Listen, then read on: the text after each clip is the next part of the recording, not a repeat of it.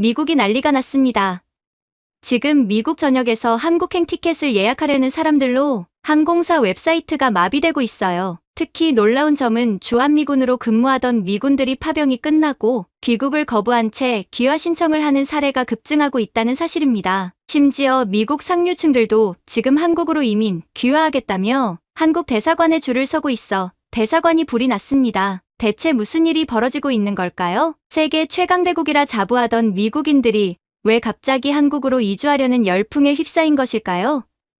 한국의 무엇이 그들을 매료시켰길래 고국을 등지고 낯선 동양의 나라로 향하고 있는 걸까요? 안녕하세요. 저는 소피아 라이트입니다. 미국 출신으로 주한미군으로 파병 와서 지금은 한국에 완전히 정착한 사람이죠. 처음 한국으로 파병 명령을 받았을 때만 해도 이렇게 될 줄은 상상도 못했습니다. 그때 일을 생각하면 아직도 가슴이 두근거려요. 미국에서 군 생활을 하던 어느 날이었습니다. 상관이 저를 불러 주한미군으로 파병 명령이 내려왔다고 알려주셨죠. 그 순간 머릿속이 하얘졌어요. 한국?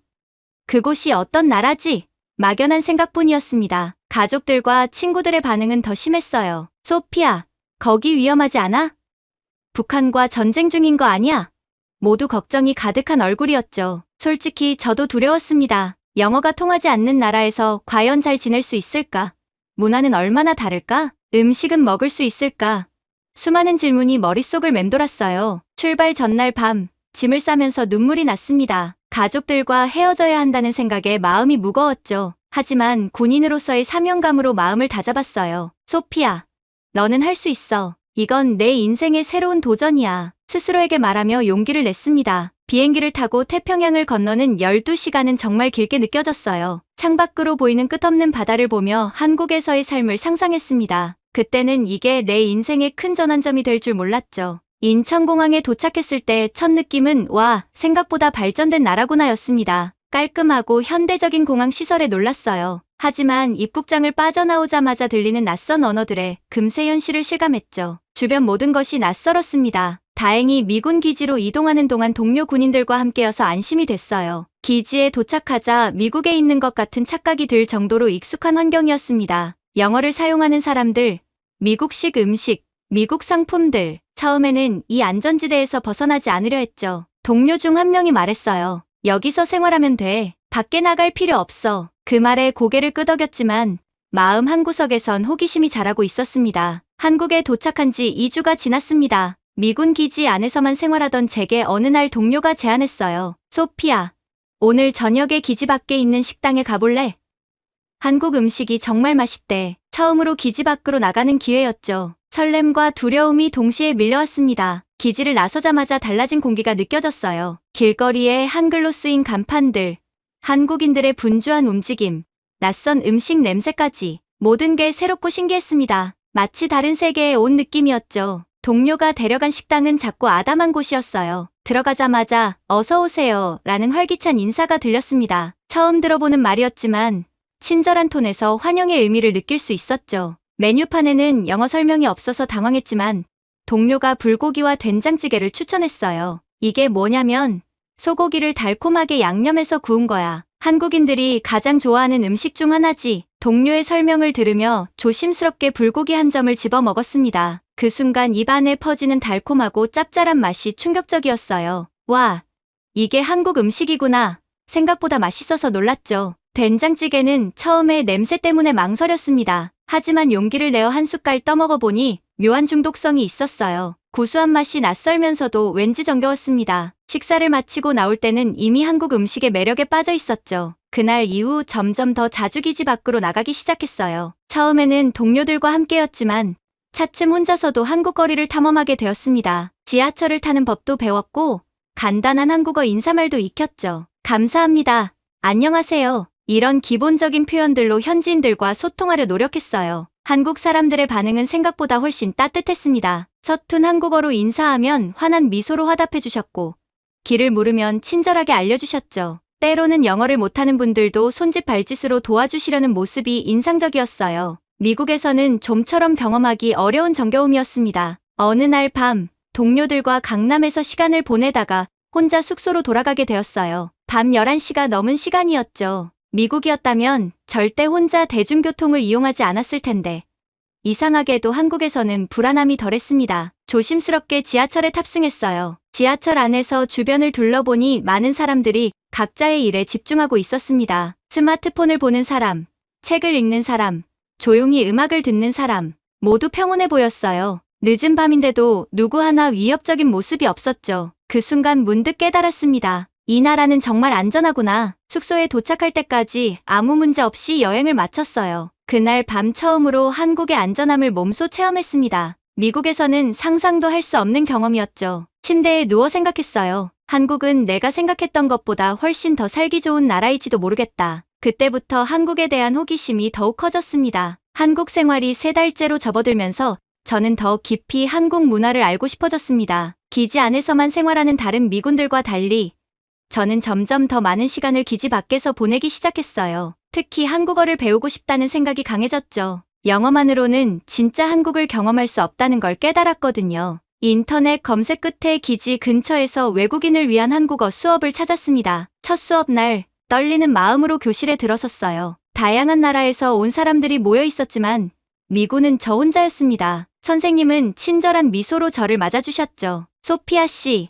환영합니다. 오늘부터 재미있게 한국어를 배워봅시다. 한글을 배우는 것부터 시작했어요. 처음에는 이상한 기호처럼 보였던 글자들이 하나씩 의미를 가지기 시작했습니다. 고, 노, 덜. 자음과 모음을 조합하는 방식이 논리적이어서 놀랐어요. 영어와는 완전히 다른 체계였지만 생각보다 빨리 익숙해졌죠. 소피아 씨, 한국어 발음이 아주 좋네요. 선생님의 칭찬에 뿌듯함을 느꼈습니다. 수업이 끝난 후에도 혼자서 한글을 연습했어요. 거리의 간판들, 지하철 안내문, 음식점 메뉴까지 모든 것이 제 공부 교재가 되었습니다. 어느 날 용기를 내어 편의점에서 한국어로 주문해봤어요. 아이스 아메리카노 하나 주세요. 서툰 발음이었지만 점원은 환하게 웃으며 네, 곧 준비해 드릴게요. 라고 대답했죠. 그 순간의 성취감은 말로 표현할 수 없었습니다. 작은 성공이었지만 큰 자신감을 얻었어요. 한국어 실력이 조금씩 늘면서 한국인 친구들도 생기기 시작했습니다. 수업에서 만난 선생님이 소개해준 언어 교환 모임에 참가했죠. 그곳에서 영어를 배우고 싶어하는 한국 대학생 지민을 만났어요. 지민은 서울대학교에서 국제관계학을 공부하는 학생이었습니다. 소피아,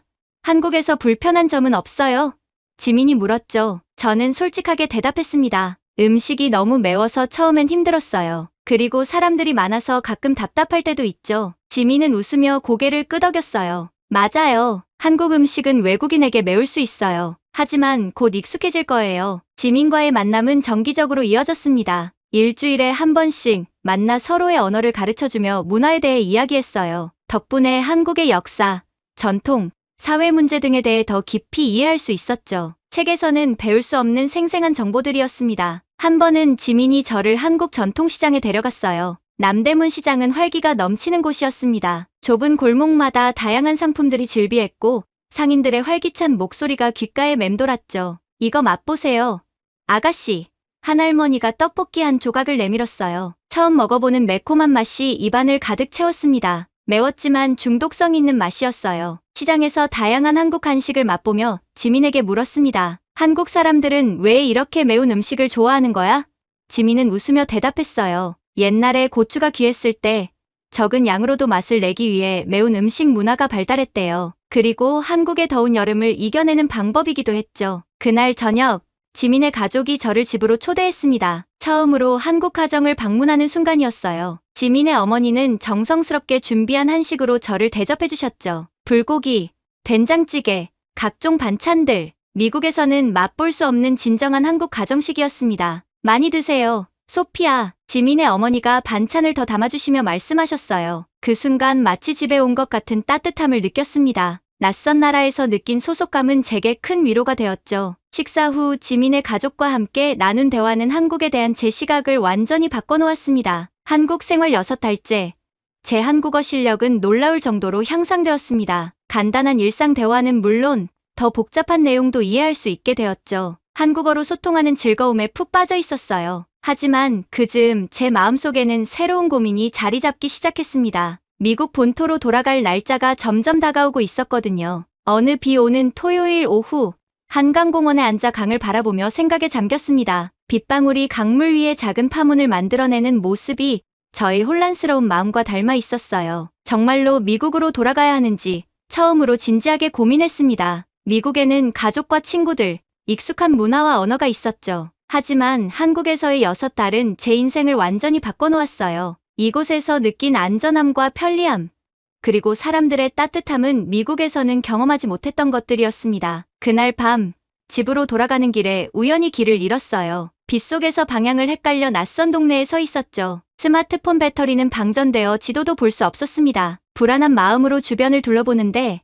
한 할머니가 우산을 들고 다가오셨어요. 할머니는 제가 외국인임에도 불구하고 친절하게 길을 알려주셨습니다. 함께 동대문역까지 걸으며 할머니는 이 동네의 역사와 자신의 젊은 시절 이야기를 들려주셨죠. 비가 오는 서울 거리를 낯선 할머니와 함께 걷는 그 순간이 이상하게도 행복했습니다. 역에 도착해서 감사 인사를 전하려는데 할머니가 제 손에 작은 비닐봉지를 쥐어주셨어요. 안에는 따뜻한 호떡이 들어있었습니다. 비를 맞았으니 따뜻한 것을 먹으라는 할머니의 배려였죠. 그런 말씀을 남기고 할머니는 우산을 쓰고 사라지셨습니다. 기차를 타고 돌아오는 내내 할머니의 따뜻한 마음이 제 가슴에 맴돌았어요. 미국에서는 상상도 할 수 없는 일이었습니다. 낯선 외국인을 위해 비 오는 길을 함께 걷고 음식까지 나눠준 그 마음, 그때 문득 깨달았죠. 제가 이 나라를 정말 좋아하게 되었다는 사실을요. 다음 날 친구 지민에게 고민을 털어놓았습니다. 한국에 더 오래 머물고 싶다는 제 말에 지민은 영어 교사 일자리를 찾아보라고 제안했어요. 그 제안은 마치 하늘에서 내려온 선물 같았습니다. 곧바로 인터넷 검색을 시작했고 외국인을 위한 취업 정보들을 찾아봤어요. 놀랍게도 영어 교사뿐만 아니라 주한미군 경험자를 위한 다양한 일자리가 있었죠. 특히 국제교류 프로그램이나 관광산업에서 저 같은 사람을 찾고 있었습니다. 용기를 내어 몇 군데 이력서를 보냈어요. 일주일 후 서울 도심의 한 영어학원에서 연락이 왔습니다. 어린이 영어회화 교사 면접 제안을 받고 너무 기뻤어요. 미군 생활을 마치고 바로 일을 시작할 수 있다면 한국에 계속 머무를 수 있을 테니까요. 면접 날 긴장된 마음으로 학원을 찾아갔습니다. 원장님은 친절하게 저를 맞아주셨어요. 이력서를 통해 제가 미군으로 한국에 왔다는 것과 한국어 실력이 있다는 점을 알고 계셨습니다. 면접은 생각보다 편안한 분위기에서 진행됐습니다. 제 한국 경험과 아이들을 가르치고 싶은 이유에 대해 진솔하게 이야기했어요. 그리고 기적처럼 그 자리에서 합격 통보를 받았습니다. 다음 달부터 시작할 수 있는지 묻는 원장님의 질문에 기쁨으로 고개를 끄덕였어요. 미군 제대 절차만 마무리하면 새로운 인생을 시작할 수 있었죠. 그날 밤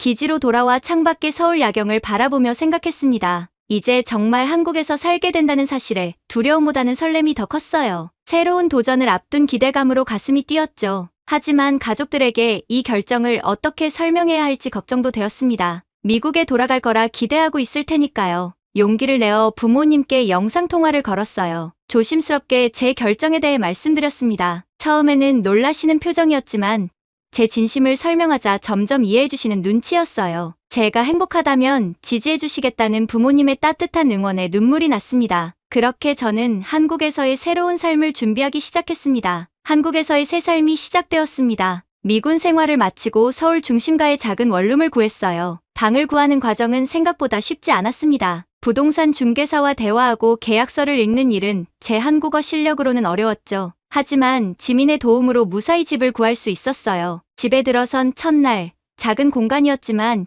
이곳이 제 새로운 보금자리라는 사실에 가슴이 벅찼습니다. 영어학원에서의 첫 수업은 긴장됐어요. 10명의 초등학생들이 호기심 가득한 눈으로 저를 바라보았습니다. 머릿속으로 준비한 한국어 인사말이 갑자기 생각나지 않았죠. 그런데 아이들이 먼저 다가와 질문을 쏟아냈어요. 미국은 어떤 곳인지, 왜 한국에 왔는지, 좋아하는 음식은 무엇인지. 순수한 호기심으로 가득 찬 질문들이 오히려 제 긴장을 풀어주었습니다. 아이들을 가르치는 일은 생각보다 훨씬 즐거웠어요. 그들의 순수한 웃음과 열정적인 배움의 자세가 저에게도 큰 에너지를 주었습니다. 특히 저희 서툰 한국어에 아이들이 보이는 반응이 재미있었어요. 제가 한국어로 무언가 설명하려고 하면 아이들은 진지하게 들었다가 잘못 발음했을 때는 깔깔 웃으며 정확한 발음을 가르쳐 주었죠. 아이들과 함께하는 시간 속에서 저도 한국어를 더 배울 수 있었습니다. 직장 생활을 시작하며 한국의 또 다른 면을 보게 되었어요. 빠른 업무 속도와 효율성에 놀랐습니다. 미국에서는 상상도 못할 속도로 일이 진행되었죠. 배달 음식이 30분 안에 도착하고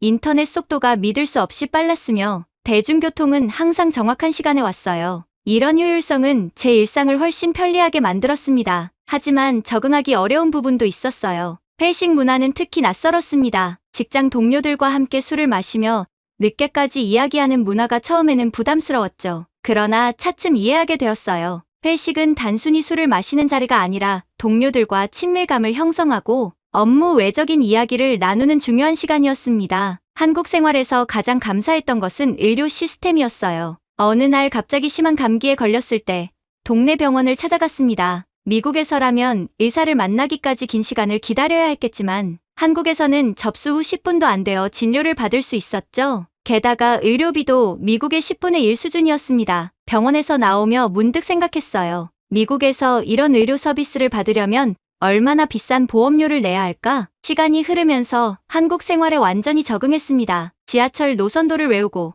복잡한 메뉴판도 읽을 수 있게 되었으며 한국식 인사예절도 자연스럽게 몸에 배웠어요. 제 삶은 점점 더 한국적으로 변해갔습니다. 아침에 일어나 된장찌개와 밥을 먹고 퇴근 후에는 치맥 치킨과 맥주를 즐기는 일상이 익숙해졌죠. 가끔은 미국이 그리울 때도 있었어요. 가족들의 얼굴, 고향의 풍경, 익숙한 음식들. 하지만 화상통화로 가족들과 자주 연락하며 그리움을 달랬습니다. 부모님은 항상 제 선택을 존중해 주셨고 언젠가 한국을 방문하고 싶다고 하셨어요. 그 말씀에 한국의 아름다운 곳들을 부모님께 보여드릴 날을 기대하며 설레었습니다. 한국 생활 1년째 되던 날 스스로에게 작은 파티를 열었어요. 지민과 직장 동료들을 초대해 미국식 홈파티를 준비했습니다. 햄버거와 핫도그, 맥앤치즈 등 미국 음식들로 테이블을 채웠죠. 친구들은 처음 보는 음식에 호기심을 보이며 맛있게 먹어주었어요. 그날 밤 한국과 미국 문화가 제 안에서 자연스럽게 융합되고 있음을 느꼈습니다. 어느 주말 학원 동료가 소개팅을 제안했어요. 처음에는 망설였습니다. 문화 차이가 있는데 한국 남자와 만남을 가져도 괜찮을까? 하지만 호기심이 이겼죠. 그렇게 민호를 만나게 되었습니다. 민호는 건축사무소에서 일하는 건축가였어요. 첫 만남에서 민호의 차분하고 지적인 모습에 호감을 느꼈습니다. 무엇보다 제 서툰 한국어를 끝까지 들어주는 인내심이 인상적이었어요. 민호와의 데이트는 자연스럽게 이어졌습니다. 서울의 다양한 곳을 함께 다니며 즐거운 시간을 보냈어요. 한남동의 카페에서 커피를 마시고 북촌 한옥마을을 거닐며 전통과 현대가 공존하는 서울의 매력을 느꼈습니다. 민호는 건축가의 시선으로 서울의 건물들과 공간에 담긴 이야기를 들려주었고 저는 미국과 다른 한국 건축의 특징에 매료되었어요. 관계가 깊어지면서 서로의 문화적 차이도 느꼈습니다. 데이트 비용을 누가 내는지, 연락 빈도는 어느 정도가 적절한지 등 사소한 부분에서 오해가 생기기도 했어요. 하지만 그때마다 솔직하게 대화했습니다. 민호는 제 문화를 이해하려 노력했고 저 역시 한국 문화에 맞추려고 했어요. 그 과정에서 우리만의 소통 방식을 만들어 갔습니다. 현우와의 관계는 점점 더 깊어졌습니다. 서로 다른 문화적 배경이 오히려 우리 관계를 더 풍요롭게 만들었어요. 현우는 제게 한국의 깊은 문화와 역사를 알려주었고 저는 미국의 다양성과 자유로운 사고방식을 나누었습니다. 함께 보내는 시간이 늘어날수록 서로에 대한 이해도 깊어졌죠. 데이트를 시작한 지 6달이 지난 어느 날 현우가 부모님께 저를 소개하고 싶다고 말했어요. 그 말을 듣는 순간 가슴이 두근거렸습니다. 한국에서 부모님을 만난다는 건 관계가 진지해졌다는 의미라는 걸 알고 있었거든요. 기대와 긴장이 동시에 밀려왔습니다. 현우의 부모님은 서울 근교의 아파트에 사셨어요. 처음 만나는 날 제가 좋아할 만한 한식으로 식탁을 가득 채워주셨습니다. 갈비찜, 잡채, 된장찌개, 각종 나물까지 정성이 가득 담긴 음식들이었어요. 현우의 어머니는 제 서툰 한국어에도 끝까지 귀 기울여 들어주셨고 아버지는 미국 문화에 대한 호기심으로 많은 질문을 하셨습니다. 식사 자리에서 한국 음식 중 가장 좋아하는 것이 무엇인지 질문을 받았을 때 김치찌개와 떡볶이라고 대답했더니 두 분 모두 기뻐하셨습니다. 자연스럽게 한국 생활에 대한 이야기로 이어졌고 제가 어떻게 한국에 정착하게 되었는지 진솔하게 말씀드렸어요. 처음에는 긴장했지만 대화가 이어질수록 마음이 편안해졌습니다. 그날 저녁 현우의 부모님께서는 다음에는 그들의 집에서 설날을 함께 보내자고 제안하셨어요. 그 말씀에 진심으로 감동했습니다. 낯선 나라에서 가족의 따뜻함을 느낄 수 있다는 것이 얼마나 큰 위로가 되는지 모릅니다. 집으로 돌아오는 길에 현우에게 부모님이 정말 좋으시다고 따뜻하게 맞아주셔서 고맙다고 말했습니다. 현우와의 관계는 1년이 넘게 이어졌고 우리는 자연스럽게 결혼에 대해 이야기하기 시작했습니다. 처음에는 문화적 차이로 인한 걱정이 있었어요. 결혼식은 어떤 방식으로 할지, 아이들은 어떻게 키울지, 어느 나라에 살지, 많은 질문들이 있었습니다. 하지만 서로 존중하는 마음으로 하나씩 대화해 나갔어요. 한강변 벚꽃이 만발한 봄날이었어요. 현우는 간단하지만 진심 어린 말로 청혼했습니다. 그 순간 모든 고민이 사라졌어요. 망설임 없이 수락했습니다. 결혼 준비 과정은 새로운 도전의 연속이었어요. 한국식 결혼 문화를 배우고 양가 부모님의 만남을 준비하고 예식장을 고르는 일까지 모든 것이 낯설었지만 설레는 경험이었습니다. 특히 한복을 맞추러 가는 날은 잊을 수 없는 추억이 되었어요. 화려한 색의 원단과 세밀한 자수 작업이 너무 아름다웠습니다. 처음 한복을 입었을 때 거울 속에 비친 제 모습에 감동했어요. 마치 한국 역사 속 인물이 된 것 같았습니다. 결혼식 날 양쪽 가족이 모두 모였습니다. 미국에서 부모님과 형제들이 날아왔고 현우의 가족들도 모두 참석했어요. 두 문화가 하나로 어우러지는 특별한 날이었습니다. 전통 한복을 입고 치른 패백 의식, 그리고 서양식 웨딩드레스를 입고 진행한 결혼식, 모든 순간이 감동적이었어요. 결혼 후 우리는 서울 근교의 아파트에서 새 삶을 시작했습니다. 집을 꾸미는 과정에서도 두 문화의 조화를 추구했어요. 미국식 실용성과 한국식 정갈함이 공존하는 공간을 만들었습니다. 주방에는 미국 가전제품들이, 거실에는 한국적인 장식품들이 자리 잡았죠. 서로 다른 문화가 한 공간에서 어우러지는 모습이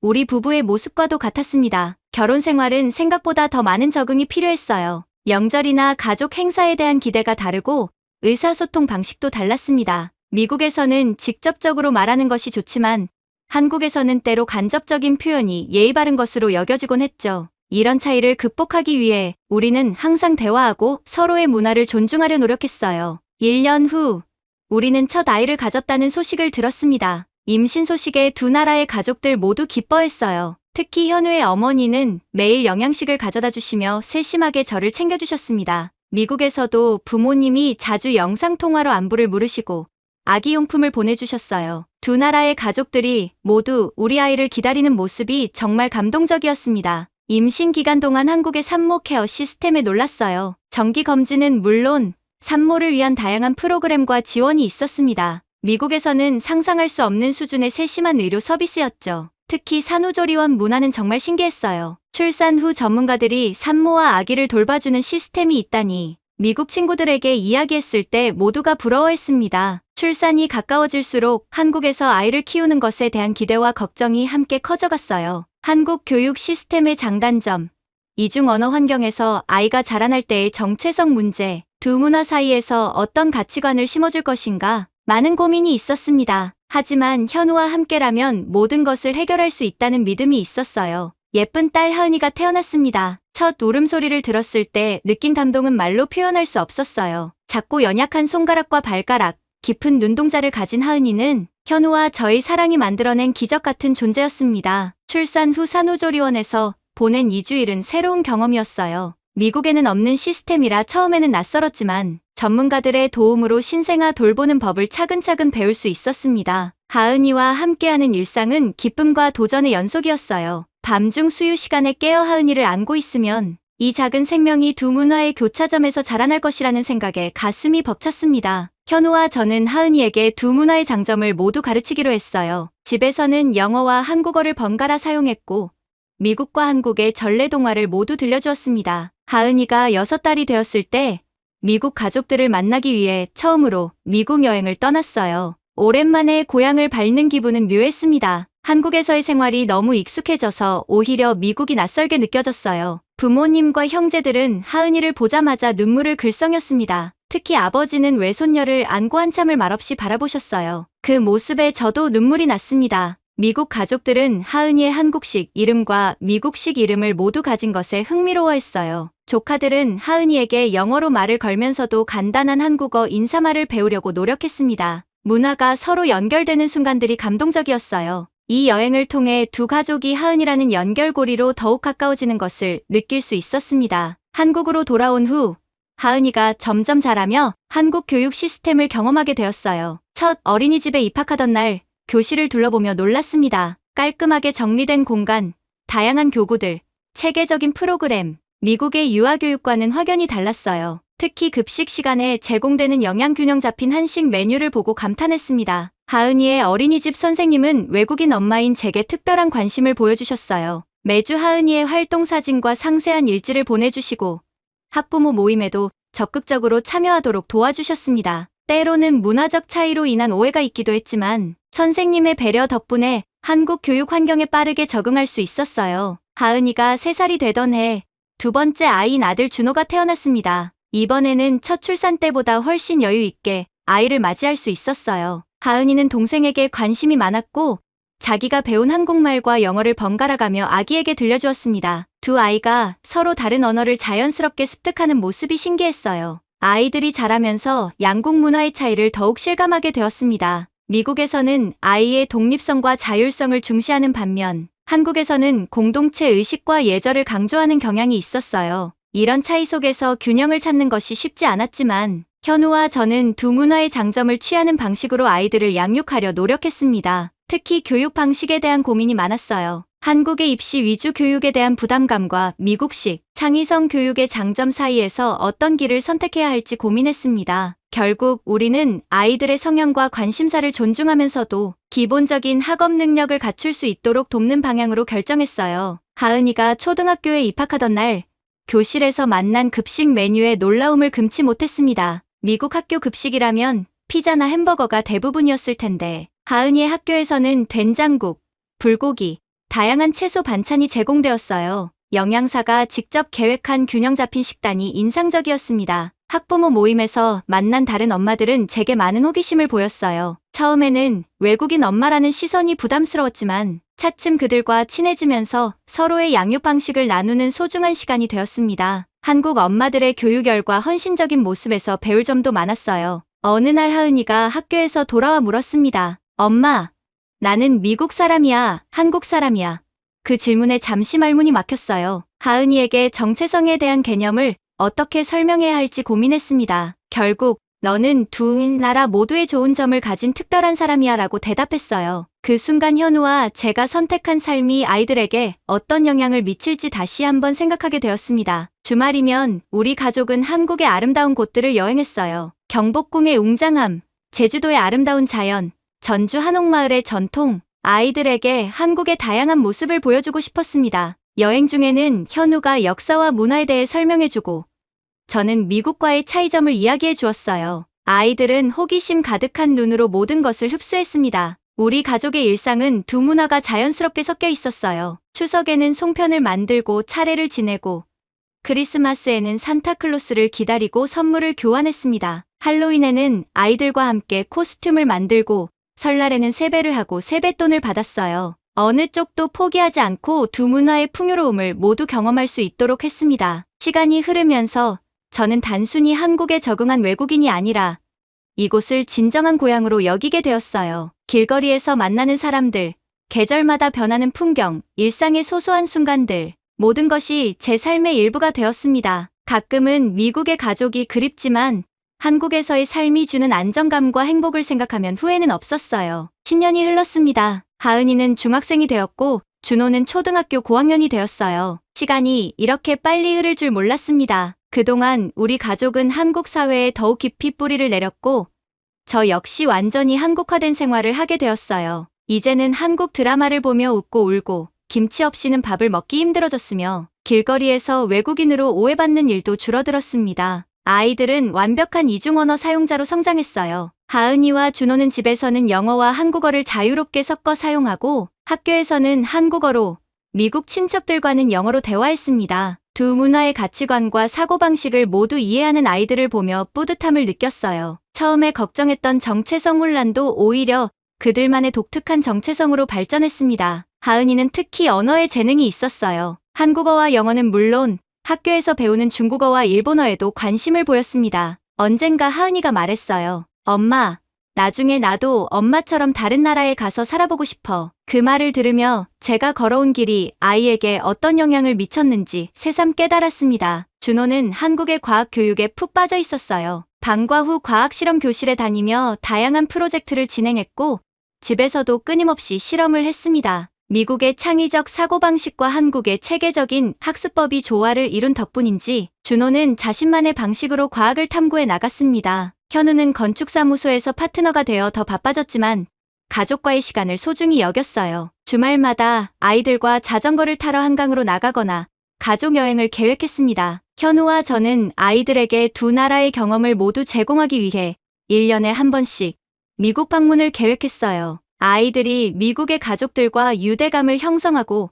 미국 문화를 직접 경험하는 소중한 시간이었습니다. 올해 여름에는 특별히 미국 여행을 길게 계획했어요. 하은이가 중학교에 입학하고 처음 맞는 긴 방학이었거든요. 3주 동안 미국 서부를 여행하며 그랜드 캐년, 요세미티, 샌프란시스코 등을 둘러보았습니다. 아이들에게 제가 자랐던 곳을 보여주고 싶었어요. 여행 중에 하루는 제가 어릴 때 살던 동네를 방문했습니다. 마을의 작은 도서관, 제가 다녔던 초등학교, 친구들과 놀던 공원. 오랜 시간이 지났지만 많은 것이 그대로였어요. 아이들은 호기심 어린 눈으로 모든 것을 지켜보았습니다. 준호가 물었어요. 엄마, 여기서 계속 살았으면 어땠을까?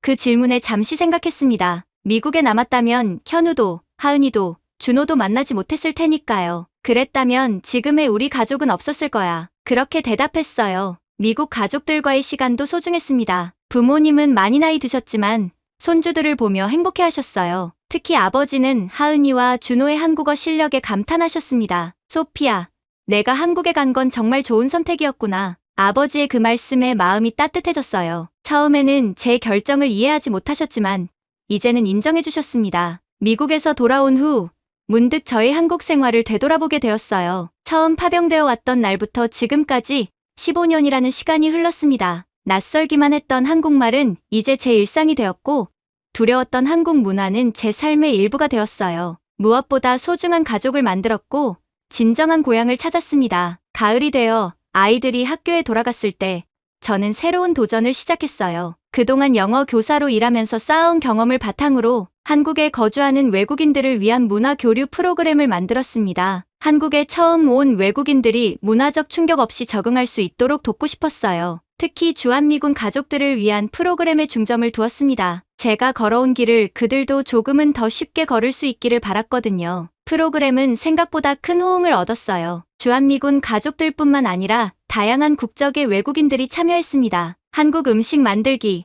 한국어 기초 배우기, 서울 명소 탐방하기 등 다양한 활동을 통해 한국 문화에 가까워질 수 있는 기회를 제공했어요. 처음에는 작은 모임으로 시작했지만 점차 규모가 커져 지역 문화센터와 협력하게 되었습니다. 이 활동을 통해 저와 비슷한 경험을 가진 많은 사람들을 만났어요. 한국에 와서 사랑에 빠지고 가족을 이루고 새로운 삶을 시작한 외국인들, 그들의 이야기를 들으며 우리 모두가 비슷한 도전과 기쁨을 경험했다는 것을 알게 되었습니다. 서로의 경험을 나누고 공감하는 과정에서 더 큰 커뮤니티가 형성되었어요. 어느 날 프로그램에 참여한 한 미군 가족이 말했습니다. 소피아님 덕분에 한국이 훨씬 가깝게 느껴져요. 처음에는 얼마나 버티다 돌아갈까 고민했는데 이제는 더 오래 머물고 싶어요. 그 말을 들으며 15년 전 제 모습이 떠올랐어요. 그때의 저처럼 그들도 언젠가 한국을 제2의 고향으로 여기게 될지도 모르겠다는 생각이 들었습니다. 현우와 저는 종종 미래에 대해 이야기했어요. 아이들이 대학에 가면 어떻게 될까? 우리는 노년을 어디서 보낼까? 확실한 답은 없었지만 한 가지는 분명했습니다. 우리는 두 문화 사이에서 균형을 찾으며 살아갈 것이고 그것이 우리 가족의 정체성이 될 것이라는 점이요. 지난 15년을 돌아보면 한국에 오기로 한 결정이 제 인생에서 가장 중요한 선택이었다는 것을 깨닫게 됩니다. 처음에는 단순한 파병 명령이었지만 그것이 저에게 새로운 삶, 사랑, 가족, 문화, 언어, 모든 것을 선물해 주었어요. 낯설었던 이 땅은 이제 제 영혼의 고향이 되었습니다. 가끔 사람들이 물어봅니다. 미국으로 돌아가고 싶지 않으세요? 그럴 때마다 확신을 가지고 대답해요. 여기가 제 집이에요. 제 마음의 고향이죠. 한국에서의 삶이 항상 쉬웠던 것은 아니지만 그 모든 도전과 어려움은 지금의 행복을 만드는 디딤돌이 되었습니다. 주한미군으로 파병 왔다가 한국에 눌러앉게 된 저의 선택은 결코 후회하지 않을 인생 최고의 결정이었습니다. 오늘도 저는 서울의 아침을 맞이합니다. 창밖으로 보이는 도시의 풍경, 아파트 단지 사이로 비치는 아침 햇살, 등교하는 아이들의 모습, 이 모든 일상이 제게는 더없이 소중합니다. 이제 저는 단순한 외국인이 아닌 이 땅의 일부가 되었어요. 한국의 문화, 사람들, 그리고 이곳에서의 추억들은 영원히 제 마음속에 남을 것입니다. 그리고 앞으로도 우리 가족은 두 문화의 아름다운 조화 속에서 더 많은 추억을 만들어 나갈 것입니다. 구독과 좋아요는 영상 제작에 큰 힘이 됩니다. 감사합니다. 한국 대중음악의 아버지, 영원한 가왕. 조용필 데뷔 이후 45년간 단 한 번의 실수도 용납하지 않았던 완벽주의자. 디스코에서 록 발라드까지 시대를 앞서간 혁신가. 80억 원이 넘는 기부를 해도 단 한 번의 언급조차 하지 않았던 진정한 음악인. 무대 위의 신이라 불리며 한국 대중음악의 기준이 된 조용필. 최근 미국의 한 유튜브 영상이 음악계의 화제가 되었습니다. K-팝 커버로 유명한 스탠포드 음대 출신의 성악가가 자신의 채널에 특별한 영상을 올린 것입니다. 날이 갈수록의 1985년 라이브 영상을 처음 본 순간 그녀는 충격에 빠졌다고 합니다. 이렇게 완벽한 라이브가 어떻게 가능했을까? 클래식만이 최고라 믿었던 그녀는 의문을 품었습니다. 현대의 첨단 기술도 보정도 없던 그 시절. 어떻게 이토록 완벽한 무대가 가능했던 걸까요? 이것은 우연히 발견한 한 영상을 통해 시작된 한 외국인 성악가의 놀라운 음악적 발견 이야기입니다. 그녀가 발견한 조용필 음악의 진정한 가치는 무엇이었을까요? 안녕하세요. 저는 스탠포드 대학교 음악대학원에서 성악을 전공하고 있는 소피아 브라운입니다. 어린 시절부터 클래식 음악에 푹 빠져 살았던 제가 한국 음악을 처음 접한 것은 고등학교 시절이었습니다. 영화 음악에 관심이 많았던 저는 올드보이라는 영화의 사운드 트랙을 듣다가 조수미의 더 라스트 송을 발견했습니다. 한국의 소프라노가 이렇게 아름다운 목소리를 가졌다는 사실에 놀랐고 자연스럽게 한국 음악에 관심을 갖게 되었습니다. 대학교 1학년 때는 우연히 가요 대축제라는 한국의 연말 음악 시상식 영상을 보게 되었습니다. 당시 가수들의 완벽한 라이브 무대와 화려한 퍼포먼스에 매료되어 한국 대중음악을 본격적으로 찾아보기 시작했습니다. 특히 아이유의 좋은 날을 듣고는 한국어로 된 노래를 배워보고 싶다는 생각을 처음으로 하게 되었습니다. 2019년부터는 유튜브에서 K-팝 커버 채널을 운영하며 50만 구독자와 함께하고 있습니다. 처음에는 단순히 K-팝을 좋아하는 팬으로 시작했지만 전공자로서 한국 음악의 독특한 창법과 화성에 매료되어 더욱 깊이 있게 공부하게 되었습니다. BTS의 피, 땀, 눈물을 오페라 버전으로 편곡해 부른 영상이 한국에서 화제가 되면서 저는 더욱 한국 음악에 관심을 가지게 되었습니다. 지난 2월의 어느 밤, 평소처럼 다음 커버곡을 위한 편곡 작업을 하고 있었습니다. 새벽 2시 유튜브에서 음악을 들으며 작업하던 중 자동 재생으로 한 영상이 재생되었습니다. 처음 들어보는 파워풀한 고음이 제 귀를 사로잡았습니다. 화면을 보니 조용필 As Days Go By라는 제목의 영상이었습니다. 순간 손가락이 키보드에서 멈췄고 저는 그 영상에 완전히 빠져들었습니다. 놀라웠습니다. 1985년 영상임에도 현대의 어떤 라이브보다 완벽한 가창력을 보여주고 있었기 때문입니다. 특히 브릿지 부분의 고음은 성악을 전공한 제가 봐도 감탄이 절로 나왔습니다. 한국의 마이클 잭슨이라고 불린다는 댓글을 보고 더욱 관심이 생겼습니다. 영상 속에는 어떠한 음향 보정도 립싱크도 없었습니다. 오직 순수한 라이브 무대였습니다. 그날 밤 저는 조용필의 다른 라이브 영상들을 찾아보기 시작했습니다.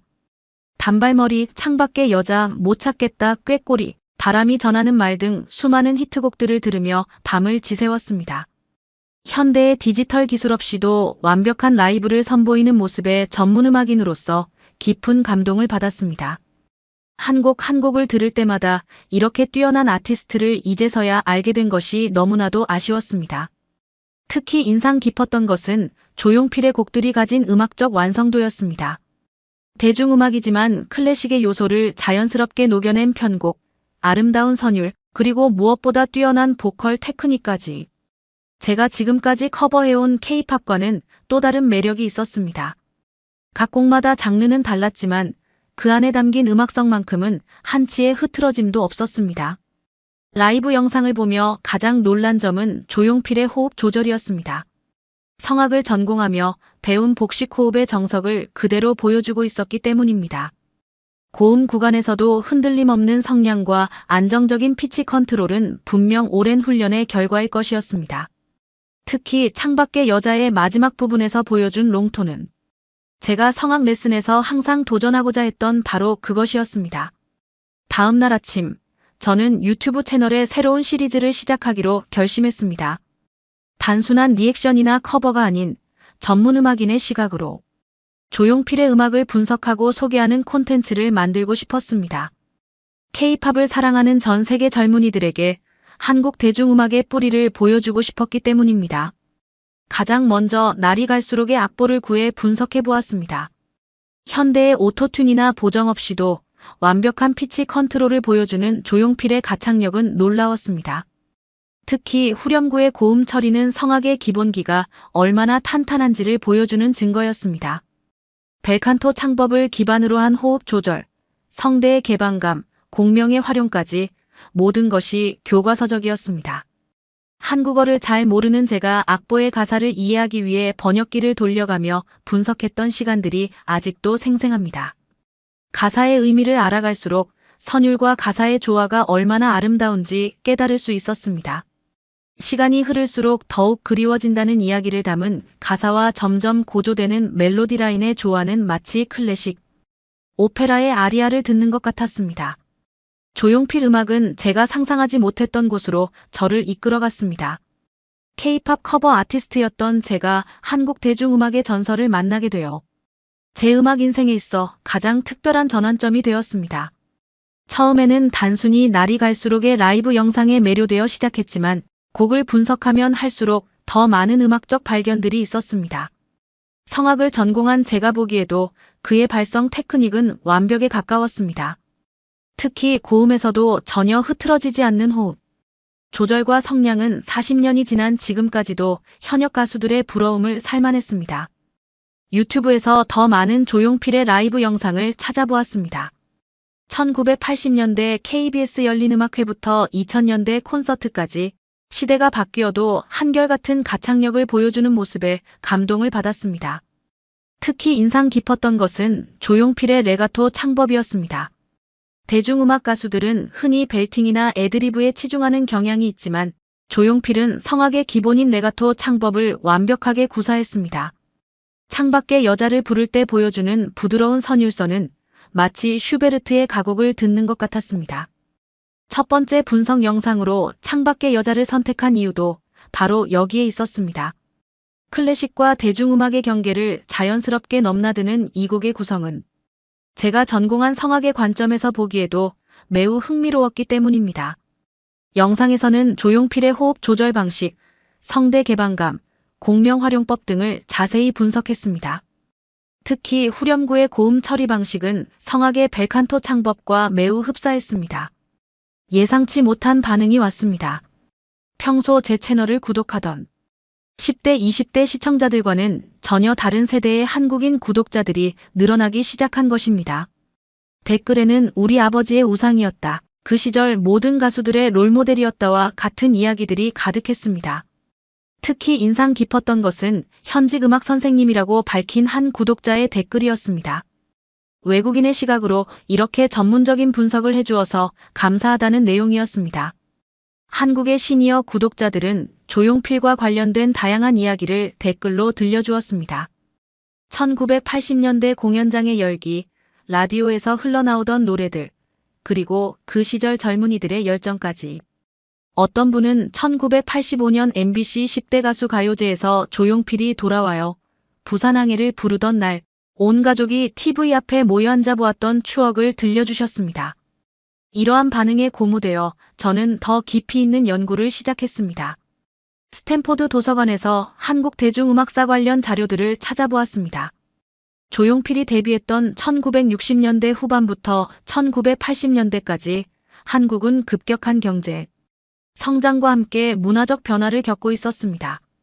그 시기에 조용필은 서구의 록 음악을 한국적으로 재해석하며 새로운 음악적 지평을 열었다는 것을 알게 되었습니다. 특히 흥미로웠던 것은 조용필의 음악이 세대를 초월해 사랑받는다는 점이었습니다. 제 분석 영상에는 10대인데 조용필 노래를 좋아한다는 댓글부터 70대 할아버지가 손녀와 함께 본다는 댓글까지 다양했습니다. 한 고등학생은 자신의 재즈 피아노 선생님이 조용필의 곡들을 재즈 버전으로 편곡해서 들려주었다는 이야기를 해주었습니다. 이것은 단순히 향수나 트렌드가 아닌 진정한 음악성이 인정받은 결과라고 생각했습니다. 음악을 분석하면서 가장 놀라웠던 점은 조용필의 곡들이 가진 보편성이었습니다. 돌아와요 부산항에는 한국의 특정 도시를 노래하지만 그 안에 담긴 그리움의 정서는 어느 나라 사람이든 공감할 수 있는 것이었습니다.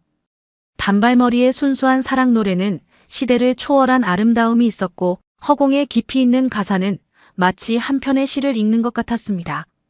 제가 클래식을 전공하며 배운 음악의 보편적 가치가 바로 이런 것이 아닐까 생각했습니다. 그리고 바운스는 저에게 큰 충격을 주었습니다. 영어 가사와 한국어 가사를 자연스럽게 넘나드는 것은 물론 디스코와 록을 결합한 사운드는 80년대 초반에 이미 세계적인 수준의 편곡과 프로듀싱 능력을 보여주고 있었습니다. 당시 한국의 음악 제작 환경을 고려하면 이런 퀄리티의 음악을 만들어낸 것은 정말 놀라운 일이었습니다. 바운스의 리듬 편곡과 베이스 라인은 디스코와 록을 절묘하게 조화시켰고 이는 현재 K-팝의 장르 크로스오버의 시초가 되었다고 해도 과언이 아니었습니다. 더 깊이 있는 분석을 위해 한국어 공부도 시작했습니다. UCLA의 한국어 강좌를 수강하며 매일 조용필의 노래 가사를 한 줄씩 받아 적었습니다. 처음에는 단순히 발음을 따라 부르기만 했던 노래들이 이제는 그 안에 담긴 의미까지 이해되기 시작했습니다. 이젠 그랬으면 좋겠네의 가사에 담긴 인생에 대한 통찰은 제 나이, 또래인 20대 후반의 고민을 그대로 담고 있었습니다. 분석 영상을 올리면서 한국의 시청자들로부터 많은 조언을 받았습니다. 어떤 분은 조용필의 초기 밴드 위대한 탄생 시절의 희귀 음원을 보내주셨고 또 다른 분은 그의 기타 연주 실력을 보여주는 1970년대 방송 클립을 공유해 주셨습니다. 은퇴한 음악 교사라고 하신 한 구독자는 이메일로 조용필의 곡들을 클래식 관현악으로 편곡한 악보까지 보내주셨습니다. 이런 소중한 자료들을 바탕으로 저는 조용필의 음악 세계라는 새로운 시리즈를 기획했습니다. 단순한 곡 분석을 넘어 한국 대중음악사 속에서 조용필의 위치, 그의 음악이 후대에 미친 영향, 그리고 그의 음악에 담긴 시대 정신까지 다루고자 했습니다. 첫 회는 환희를 중심으로 한 초기 록 음악 시기, 두 번째는 창밖의 여자로 대표되는 발라드 전성기, 세 번째는 바람이 전하는 말의 실험 정신을 다루는 것으로 계획했습니다. 이렇게 알아보다 보니 한국에 직접 가보고 싶다는 생각이 들었고 저는 이내 실행에 옮겼어요. 한국행 비행기에 오르면서도 제 마음은 설렘으로 가득했습니다. 저는 가장 먼저 서울 올림픽 공원을 찾았습니다. 많은 구독자분들이 조용필의 상징적인 공연장이라고 추천해 주셨기 때문입니다. 88 올림픽 때도 그 이후로도 수많은 히트곡이 이곳에서 울려 퍼졌다고 했습니다. 특히 달마중이라는 제목의 콘서트를 이곳에서 열었다는 이야기를 들었는데 수만 명의 관객이 달빛 아래에서 함께 노래를 부르는 모습을 상상하니 가슴이 벅차올랐습니다. 다음으로 찾은 곳은 근처 음악 감상실이었습니다. 이곳은 7, 80년대 음악을 전문적으로 틀어주는 곳이었는데 벽면 가득 진열된 LP들 사이에서 조용필의 초기 앨범들을 실물로 보게 되었습니다. 특히 눈길을 끈 것은 헬로라는 5집 앨범이었습니다. 바운스가 수록된 이 앨범은 지금 들어도 전혀 손색이 없을 정도로 음질이 뛰어났고 당시로서는 파격적인 디스코 사운드가 인상적이었습니다. 음악 감상실 주인분은 젊은 외국인이 조용필의 음악에 관심을 가진다는 사실이 신기하셨는지 귀한 자료들을 보여주셨습니다. MBC 영상음악실과 KBS 가요 탑10의 방송 녹화 테이프, 그리고 당시 음악 잡지에 실렸던 인터뷰 기사들까지.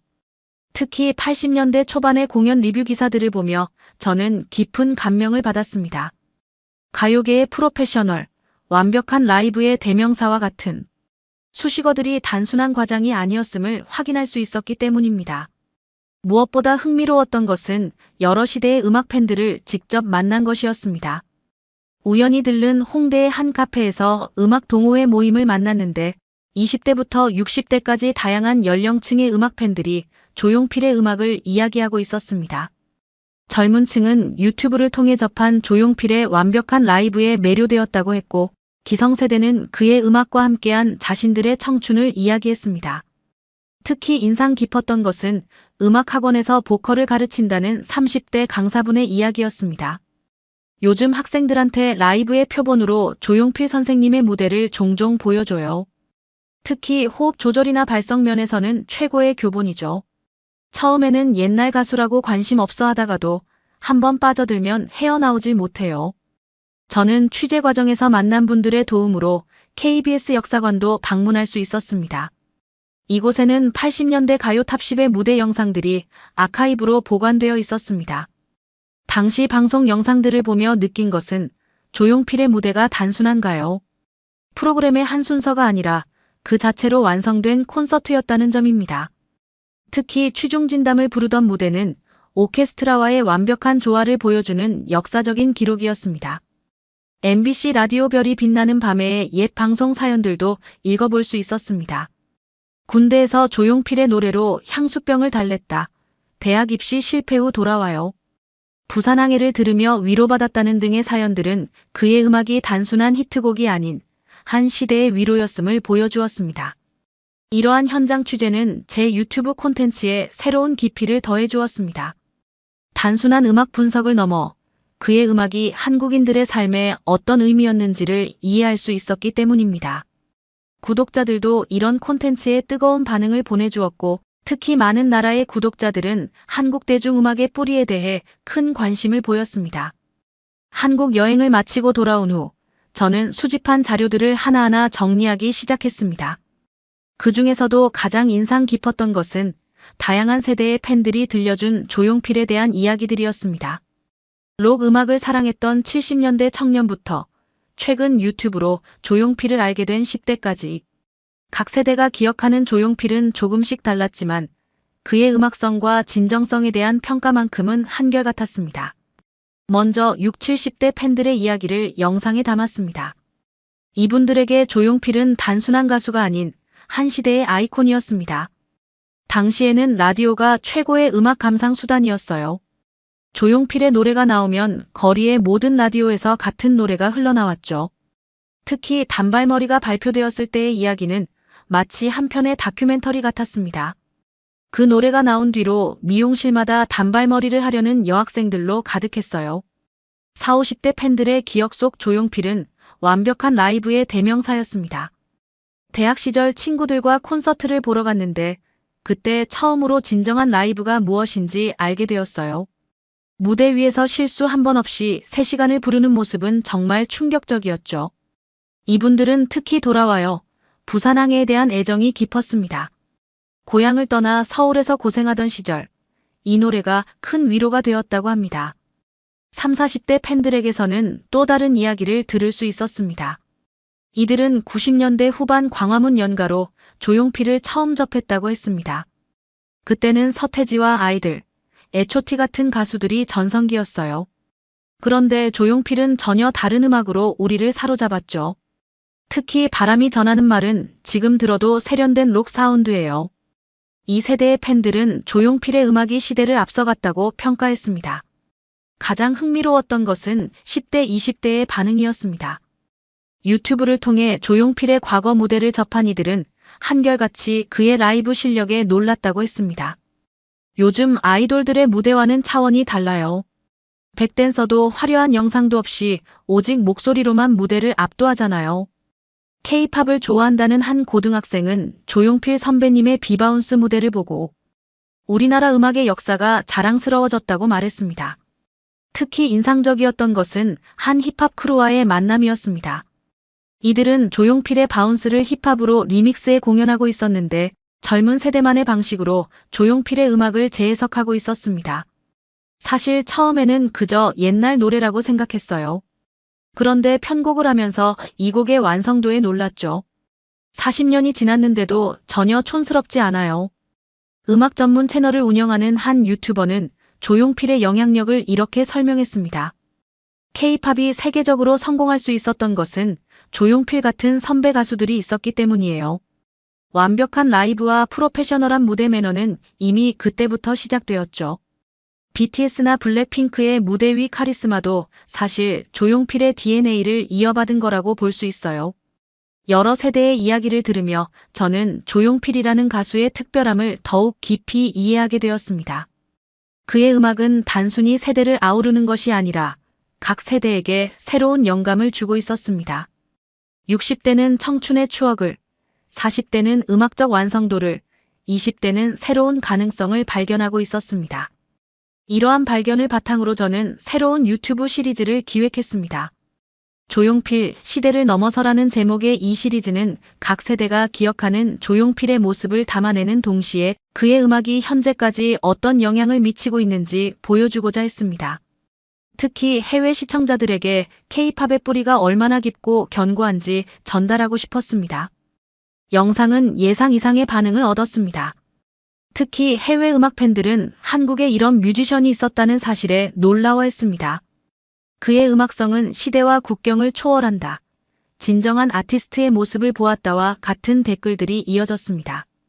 저의 작은 도전이 조용필의 음악을 세계에 알리는 작은 계기가 된 것 같아 뿌듯했습니다. 조용필 노래를 처음 듣고 조용필 노래에 대한 연구는 저에게 음악인으로서 큰 전환점이 되었습니다. 처음에는 단순히 K-팝의 뿌리를 찾아보려는 호기심으로 시작했지만 그의 음악을 깊이 연구할수록 제가 알고 있던 음악의 경계가 넓어지는 것을 느꼈습니다.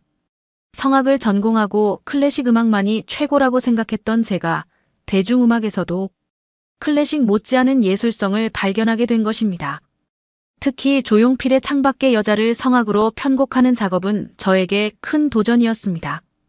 벨칸토 창법을 적용하면서도 원곡의 감성을 살리는 것이 쉽지 않았지만 이 과정에서 클래식과 대중음악의 경계가 생각보다 크지 않다는 것을 깨달았습니다.